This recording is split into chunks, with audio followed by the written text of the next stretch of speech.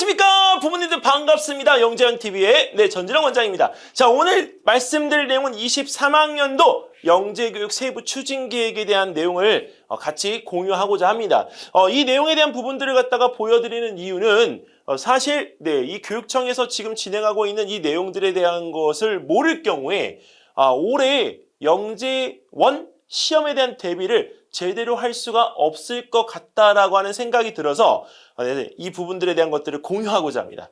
사실 제가 3월달, 4월달 고려대학교 영재교육원에서 선발 과정에 대한 부분에 공고가 안 나서 정말 궁금해가지고 계속 들어가 보는데 사실 그 이유를 알 수가 없더라고요. 그리고 거기에 또 이렇게 전화를 갖다 직접 해서 물어보기에도 조금은 약간 깨림칙한 부분도 있고 그래서 사실은 여러 가지로 이 자료를 찾아봤습니다. 그러던 중에 23학년도 서울시 영재교육 세부 추진계획이라는 이 파일을 하나 찾았는데요. 보면서 이 부분들이 적용이 됐을 때 앞으로 영재교육원 가는 것이 정말 어렵지 않을까라는 생각이 들게 되어지더라고요. 사실 저희 지금 대치 MSG 영재교육 같은 경우에는 저 때문에라도 영재교육원 참여하고자 하는 학부모님들이 굉장히 많이 계시는데 그 부분들을 부모님들의 어떤 기대를 꺾어버릴 수도 있는 그런 내용들이 좀 담겨져 있습니다. 하지만 그렇다고 방법이 없는 건 아니죠. 모든 영재교육원이 그렇지는 않을 거기 때문에 그 대신 알고 있으면 본인이 목적하는 영재교육원에 좀 이렇게 발을 먼저 디디기가 좀 쉽지 않을까 하는 관점에서 설명을 드리고자 합니다. 23학년도 영재교육 세부 추진계획에 대한 부분 중에서 일단 변경사항에 대한 부분들은 초등과 중등 영재교육원의 운영시수가 조금씩은 바뀌었습니다. 88시간에서 우리가 또 증가되어진 부분들도 있고 그리고 이 부분에서 영재교육원과 영재학급의 유형에서 연간 운영시수가 바뀐 부분에 대한 것들은 그냥 참고만 해두시면 좋겠습니다. 그리고 23학년도 1월 승인 기준으로 현재 서울 영재교육 현황은 영재학교, 서울과학고등학교죠. 그 부분의 기관이 하나 있고요. 그리고 영재교육원은 교육지원청과 직속기관 단위학교, 대학부설 및 유관기관까지 해서 총 몇 개? 바로 47개가 있습니다. 45개가 있습니다. 그리고 영재학급은 124개가 있습니다. 자, 그런데 여기는 이 부분들에 대한 기관들은 정말 많은데요. 사실 영재학급에 대한 이 부분의 혜택을 또 못 받는 친구들도 있죠. 여기서 우리가 이 부분에 대한 어떤 레벨, 수준을 갖다가 나눌 때는 저희들 사교육기관에서 나누는 수준은 대학부설이 가장 위이고 그리고 영재학급입니다. 그리고 이제 교육청입니다. 이유는 영재학급에서 가르치는 이 커리큘럼 자체에 대한 부분들의 수준이 아무래도 영재들이 지금 다니고 있는 교육청의 커리큘럼보다도 한 단계 더 높다라고 저희가 보기 때문입니다. 물론 그 영재학급이 속해 있는 학교의 커리큘럼이기 때문에 조금씩은 다를 수 있다는 거 미리 말씀을 드립니다. 그래서 그런 관점에서 영재학급이 교육청 영재교육원보다 한 단계 더 위지. 이렇게 말씀드리면 되나? 근데 그렇게 말씀드리는 게 맞는 것 같아요. 이 부분에서 한 단계 더 위라고 말씀을 드려도 정말 괜찮다라고 저는 생각을 합니다. 자, 근데 여기에서 지금 설명드린 이 내용들 중에 직속기관과 단위학교가 어디를 얘기하는 건지 그것도 잘 모르는 상태에서 그냥 숫자가 많구나 이렇게 하시는 분들이 많기 때문에 요 명칭에 대한 부분에 대해서 꼭 기억해 두세요. 직속기관 및 단위학교라고 하는 건 일단 과학전 시간에 4곳, 본관, 남산, 동부, 남부 이 4곳이고요. 서울과학고등학교, 한성과학고등학교, 그다음에 세종과학고등학교 이 3곳 하고 나머지 설린상고, 설린인터넷고등학교죠. 이제 서울국제고, 미래산업과학고등학교, 국립국악고등학교, 국립전통예술고등학교, 아현산업정보고등학교, 그다음에 서울로봇고까지 해서 이 학교들이 바로 영재교육을 추진할 수 있는 기관들입니다. 자, 그리고 대학부설 및 유관기관은 어머님들께서 잘 알고 계시는 서울대, 연세대, 서울교대, 고려대, 성균관대, 한양대, 가천대, 서울여대 등이 있고 여기에는 이 부분들의 숫자는 그 안에서 진행되어지는 그룹 수입니다. 그러니까 수학이나 과학에 대한 부분들이 서로 나뉘어져 진행되어지는 부분들이죠. 서울교대가 가장 많아요. 4곳. 네. 소프트웨어 영재교육원까지 해서 수학과 과학과 정보, 그 다음에 소프트웨어 이렇게 해서 총 4가지입니다. 자, 그리고 여기는 이 부분들에 대한 숫자들은 앞으로도 더 많이 늘어날 거예요. 이유는 SW 과정, 즉 소프트웨어 과정에 대한 부분들의 영재 교육에 대한 것이 이슈가 되기 때문에 그 교육 대상 영재 교육원으로 또 포함되어질 시에는 영재 교육에 대한 그 기회가 더 많이 열리게 될 것입니다. 자, 그런데 이 부분에서 여기 23학년도 영재교육 세부 추진 계획에 대한 목적이 있다면 도대체 무엇을 목적으로 하는가 살펴보겠습니다. 일단 학생의 능력을 조기에 발굴해서 타고난 잠재 능력에 대한 부분들을 개발한다. 근데 이거 영재교육에 있어서 당연한 거죠. 그리고 맞춤형 영재교육 운영으로 혁신 미래 교육에 대한 실현을 한다. 근데 이 부분에 대한 표현은 목적이긴 하지만 네, 중요합니다. 맞춤형 영재교육이라고 표현을 갖다 했습니다. 자, 그 다음에 다양한 분야의 영재교육을 통한 개인의 자아실현을 도모한다. 네, 이 개인의 자아실현에 대한 도모를 한다라고 하는 이 부분은 본인이 꿈꾸고 있는 부분에 대한 기초를 갖다 마련할 수 있는 초석이 되겠다라고 하는 부분을 영재교육원에서 제시하고 있는 겁니다. 그리고 국가 경쟁력을 갖다 강화시키기 위해서 우수한 디지털 인재에 대한 부분들을 조기에 발굴하는 시스템으로 네, 바로 영재교육 세부 추진 계획이 시행이 된다라고 보시면 될 것 같습니다. 자, 일단은 이 부분에서 올해 필요한 내용에 대한 부분들만 일정을 간단하게 요약을 드리면 일단 5월 달에 영재교육기관에 대한 선발, 운영 계획서가 제출되어지고요. 그 다음에 8월 달에 그 세부 추진 계획에 대한 부분들이 수립이 되어져서 영재교육원 선발 공고가 9월에 진행이 됩니다. 근데 서울대학교, 연세대학교 같은 경우에는 8월 말 보통 한 26일에서 29일 사이에 이 모집 공고가 나고요. 근데 서울교대 같은 경우에는 8월 중순 진행이 됩니다. 그래서 다른 기타 영재원들도 8월 중순 이후, 8월 15일 이후에 공지 나는 현상에 대한 부분들을 보시고 모집 공고에 따라서 모집 기준이 달라질 수 있으니 그걸 확인하신 다음에 준비를 하셔도 절대 늦지 않습니다. 만약에 영재교육원에 대한 어떤 준비를 하기 위해서 7, 8월 달에 방학 동안에 내가 무엇인가를 해야 된다라고 한다면 그 기간 동안에 관련 창의사고력 문제들이나 아니면 다른 기타 출제되어졌던 기출문제들에 대한 부분들을 풀어보시는 것까지는 괜찮을 것 같습니다. 하지만 너무 무리하게 거기에 올인해서 다른 학습에 대한 부분들까지 방해될 정도라면 그거는 자제해 주시기 바라겠습니다. 자, 그리고 선발 방법에 대한 시기에 대한 부분들을 갖다 보시면 저는 이 부분이 사실 기존에 나왔던 부분하고 그렇게 큰 차이는 없지만 한 가지를 지켜보셔야 됩니다. 뭘 지켜보셔야 되냐면 교육지원청과 단위학교 직속기관 영재교육원은 교사 관찰 추천에 의한 선발이다. 네, 기존에는 여기는 이 부분에서 학생에 대한 선발에 대한 것들이 본인이 하고 싶을 때 내가 영재교육에 대한 지원을 해서 거기에 대한 평가를 받는 시험에 응시를 해 면접까지 진행되어지는 것을 다 끝낸 뒤 합격자 발표로 우리가 진행이 됐었습니다. 근데 이 부분에서 관찰 추천에 의한 선발, 근데 대학부설 영재교육원도 교사 관찰 추천에 의한 선발이라고 되어 있습니다. 자, 그래서 이 부분에 대한 것들이 그대로 실현될 경우에는 교사 추천 관찰에 대한 이 부분들이 안 되는 친구들도 있을 거라는 얘기죠. 즉 내가 영재교육원에 정말 진학을 해보고 싶은데 학교에서 추천을 못 받아서 영재교육원 진학에 지원을 할 수가 없는 상태가 된다면 좀 아쉽지 않겠습니까? 네, 그래서 일단은 이 부분에 대한 것들이 있기 때문에 저는 영재교육원 준비를 하시는 과정에서 모집 공고가 날 때까지는 좀 기다려 주시라 이렇게 말씀을 드리는 겁니다. 자, 그리고 GED 추천 시스템에 의한 교사 관찰 추천제에 의해서 선발이 된다라고 하는 것 다시 한번 강조 드리겠습니다.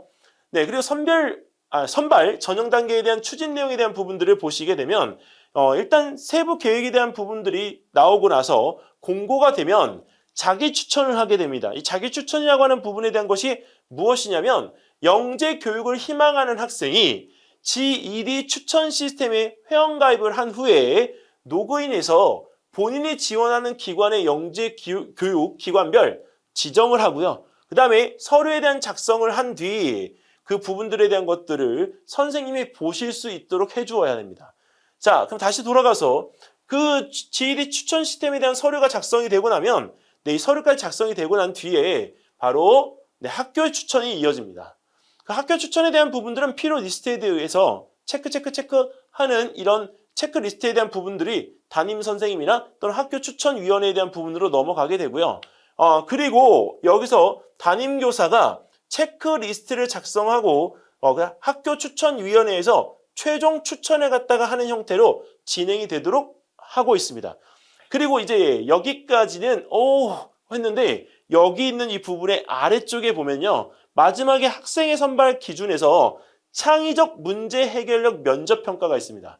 네, 근데 이 부분에 대한 것이 진행이 될 때 시험을 안 보느냐? 아니면 시험을 본다는 얘기죠. 그러면 올해는 영재교육원 선발 과정에서 활동지와 같은 즉 가천대학교에서 진행하고 있는 학생들이 어떤 활동에 대한 부분들에 대한 평가를 받아서 그 활동에 대한 것들의 평가의 종합 결과로 이 학생을 선발하는 과정이 아니라 창의적 문제 해결력 평가에 대한 부분의 시험 형태에 진행을 해서 학생을 선발할 가능성이 높다라고 하는 겁니다.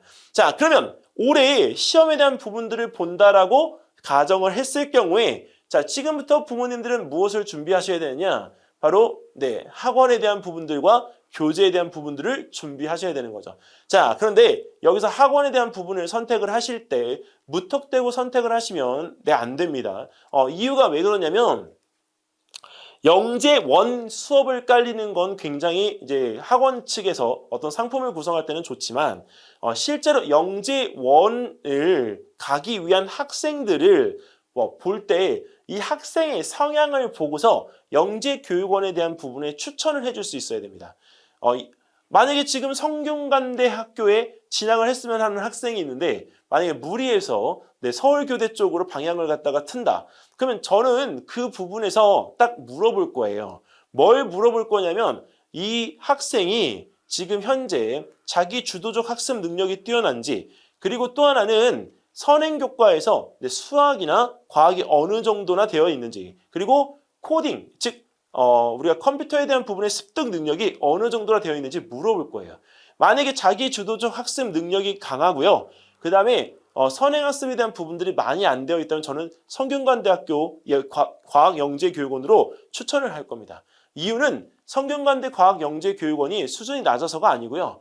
학생들이 정말 이 선행학습에 대한 부분의 개념이 없다고 하더라도 정말 가서 코딩부터 착실하게 수학과 과학에 대한 내용을 그날 그 해에 정해진 주제로 배울 수가 있기 때문이에요. 하지만 서울교대는 수학, 과학, 코딩에 대한 이 시험을요. 어느 정도 레벨까지는 공부한 학생이 와서 응시를 해야 되기 때문에 선행학습이 되어 있지 않다라고 한다면 무리해서 추천을 하지 않는 것뿐입니다. 자, 이런 부분들에 대한 것들을 만약에 할 수가 없다. 그러면 오히려 학원을 아니 보냄만 못합니다. 그럴 때에는 어머님들께서 이제 시중에 나와 있는 그 창의사고력 문제들이나 아니면 이 문제 해결력 과정에 대한 부분들을 우리가 답습할 수 있는 부분들에 대한 내용 소싱이 유튜브나 아니면 다른 교재에도 많이 있습니다. 그래서 그런 것들을 활용해서 오히려 탄탄하게 창의적 문제 해결력 내가 푼 문제들에 대한 일기를 쓰도록 해주세요. 그러면 그 한 문제에 대한 부분들을 꼼꼼하게 기록한 내용들이 본인의 곧 실력이 됩니다. 이 내용은 왜 제가 공개를 해드리냐면 문제를 푸는 속도가 중요한 게 아니라 문제를 바라보는 시각 자체가 중요하기 때문에 어느 한 문제에 대한 부분들을 내가 풀면서 그 과정에서 내가 느낀 점, 그 문제에 대한 풀이를 갖다가 했던 방법 이런 것들의 일기를 갖다 쓰게끔 하면 그것만큼 좋은 효과가 없더라고요. 자, 그래서 이런 부분에 대한 평가들이 있고 면접평가는 학생들이 직접 여기서 할 수가 없는 경우들도 있기 때문에 면접평가에 대한 부분들은 만약에 필요하시다면 저한테 보내주세요. 왜 그러냐면 면접평가에 대한 부분들은 어느 누구보다도 대한민국의 어느 누구보다도 훨씬 잘합니다. 그러니까 그런 부분에서 면접평가에 대한 부분들은 도움을 드릴 수 있기 때문에 이런 부분들에 대한 것들을 나중에 저희 영상이라든지 아니면 학원에서든지 그런 부분들은 활용하시면 되겠습니다. 자, 그리고 여기에서 아까 그 보여드렸던 것 중에 담임하고 학교 추천위원회에 대한 추천이란 이게 무엇인지 이해가 잘 안 되시는 부분들이 있을 것 같아서 잠깐 설명을 드리면 담임 선생님이 GED에서 지원자를 대상으로 해서 모집 요강에 제시되어진 체크리스트를 우리가 작성하도록 되어 있습니다. 2종입니다. 네, 근데 그런 내용에 대한 체크리스트를 갖다가 받은 학교 추천위원회는 이거 참고해서 마지막에 최종 추천할 수 있는 권한을 부여받게 됩니다. 그러니까 간단하게 체크리스트에 대한 부분들을 우리가 체크하고 끝내는 게 아니라 한 번 더 그 부분에 대한 것들이 걸러지도록 지금 장치를 마련해 놓고 있습니다. 자, 그리고 여기서 우리가 특징이 있다면 이제 AI 영재 고등학교가 이제 생기기 때문에 AI 연계 영재 교육 온라인 콘텐츠에 대한 부분들이 이용할 수 있도록 나와 있습니다. 발전 심화 과정에 대한 추가 개발한 AI 연계 영재 교육 과정 총 10차시로 구성이 되어 있는데요. 기존에 개발되어진 온라인 콘텐츠와 함께 서울특별시 교육청 원격 수업 지원 플랫폼인 뉴쌤을 통해서 공개 콘텐츠로 제공되는 내용들입니다. 이 부분에 대한 거는 서울시 교육청에 나와 있는 자료 그대로 보여드리겠습니다. 근데 이 자료에서 인공지능과 메이커 교육에 대한 부분들이 이제 굉장히 중요해진다라고 하는 것을 알 수가 있거든요. 그래서 이 1부터 10차 시의 내용에 또 다른 10개의 교육 과정이 지금 포함되어지는 거라서 일단은 이 교육에 대한 부분들이 있다라고 하는 것을 알고 계셔야 될 것 같습니다. 자, 그리고 영재 교육원에 다닌 사항이 학생 생활기록부에 기재되어지는 사항에서 일단은 여기 보시면 아시겠지만 생활기록부 기재 방법 23학년도 2월달 현재 예시 부분인데요. 학년 관련 교과의 세부 능력 및 특기 사항란에 자, 이수 과정, 이수 영역, 이수 시간 기재 기관명은 금지입니다. 자, 그리고 당해 학기에 관련 교과가 개설되지 않은 경우에는 성적 처리 개인별 세부 능력 특기 사항에 입력하도록 되어 있습니다. 언제? 중고등학교에. 네, 그런데 이 부분에서 체험활동 및 특기사항은 입력하지 않는다라고 되어 있죠. 여러 군데 중복이 안 되도록 한 것뿐입니다. 근데 이 생활기록부 기재 부분에서 여기서 시간적인 부분들에 대한 것들을 이렇게 진행을 했었는데 이수 영역과 이수 과정에 대한 부분들을 우리가 여기서 기재할 수 있는 부분은 사실 이 학생의 어느 정도 수준을 나타낼 수가 있는 부분이기 때문에 영재교육원 한 줄 들어가는 부분이 생활기록부에서 미치는 영향은 매우 클 것 같습니다. 자, 그리고 여기서 확정되어진 23학년도 기재 방법은 23학년도 11월경에 공문으로 나올는데요. 중요한 거는 여기서 우리가 이 영재교육원에서 1학년 과정 정보 영역 90시간, 86시간을 갖다가 이수함. 이렇게 표현되어지는 부분들에 대한 것들은 가능하지만 영재교육기관명, 즉 서울교대나 아니면 우리가 강남교육청, 강남서초교육청 이런 표현들이 전혀 들어가지는 않는다라고 하는 얘기입니다. 자, 벌써 끝났네요.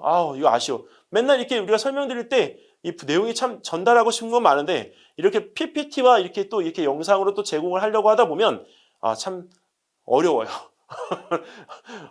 부모님들도 언제 한번 또 라방 같이 한번 해보시면 이 부분에 대한 것들이 또 결코 만만치 않다는 건 아실 겁니다. 자, 일단은 지금 이런 부분에서 이렇게 변화되어진 모습에 대한 딱 한 줄을 설명드리고자 하는 부분인데 제가 다시 한번 말씀을 드리면 감사하다는 말씀 드리기 전에 딱 요 내용입니다. 요 내용.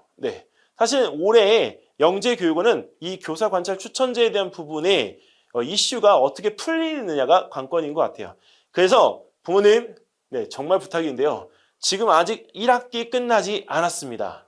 1학기 끝나지 않았다라고 제가 말씀을 드리는 건 1학기에 학교 생활을 하고 있는 우리 자녀가 학교에서 우리가 표현하는 말짓을 하지 않도록 꼭 주의 부탁드리겠습니다. 그리고 가식적으로라도 학교 선생님에 대한 부분의 예의는 꼭 지켜주고 학교에서 학폭이나 이런 것들에 우리가 이게 해당되지 않도록 학생, 자녀에게 꼭 당부의 말씀을 해주시기 바랍니다.